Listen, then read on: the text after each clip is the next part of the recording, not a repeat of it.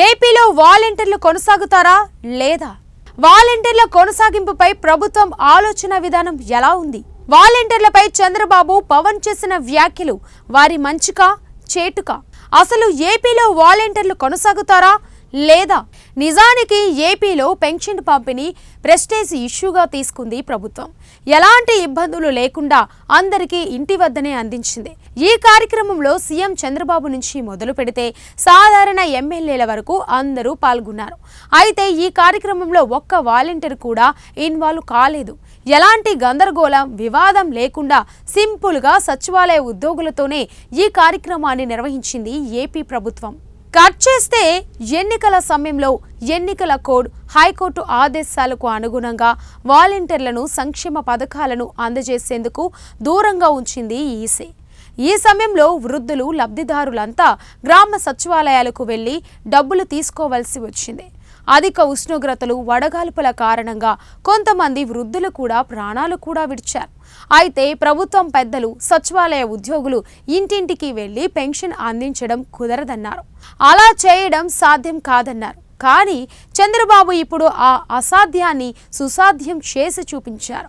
అది కూడా ఎన్నికల ముందు ఇచ్చిన హామీ ప్రకారం. మే, జూన్, జూలై ఏరియన్స్ కలిపి ఏకంగా 7,000 రూపాయలు అందించారు. స్వయంగా పలు ఇళ్లకు సీఎం చంద్రబాబు వెళ్లి పెన్షన్ అందించడమే ఇందులో హైలైట్.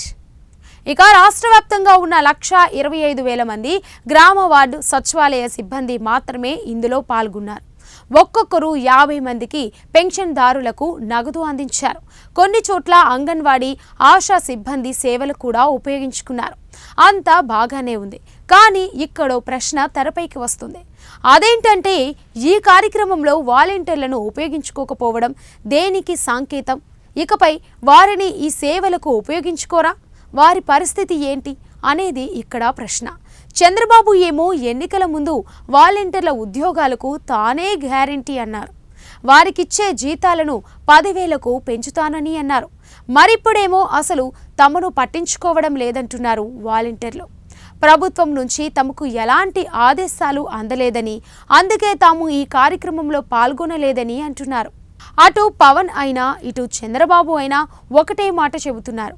అదేంటంటే వాలంటీర్ల సేవలను ఉపయోగించుకుంటాం, కానీ ఎలా అన్నది ఇంకా తేల్చలేదంటున్నారు. రాష్ట్రంలో మొత్తం 2,54,832 మంది వాలంటీర్లు ఉన్నారు. వీరిలో 1,28,179 మంది రాజీనామా చేసినట్టు సమాచారం. రాజీనామా చేసిన వారంతా ఇటీవల తమను మళ్లీ విధుల్లోకి తీసుకోవాలని కూడా డిమాండ్ చేశారు. మరికొందరు టీడీపీ నేతలైతే అసలు వాలంటీర్ వ్యవస్థనే తప్పుపడుతున్నారు. వాలంటీర్లకు ఇస్తామన్న 10,000 జీతాన్ని పంచాయతీ కార్మికులకు ఇవ్వడం ఉత్తమమని అంటున్నారు. సచివాలయ ఉద్యోగులతో గ్రామాల్లో పని చేయించుకుంటే సరిపోతుందని వారి వాదన. కొందరు వద్దని, మరికొందరేమో ప్రత్యామ్నాయం చూస్తామంటున్నారు. అయితే వాలంటీర్లకు స్కిల్ డెవలప్మెంట్ కార్పొరేషన్ ద్వారా ఉపాధి కల్పించే ప్రభుత్వం ప్లాన్ చేస్తున్నట్లు తెలుస్తుంది. ఒక్కొక్కరికి 15,000 నుంచి 30,000 వరకు జీతం వచ్చే విధంగా కార్యాచరణ రూపొందిస్తున్నట్టు సమాచారం.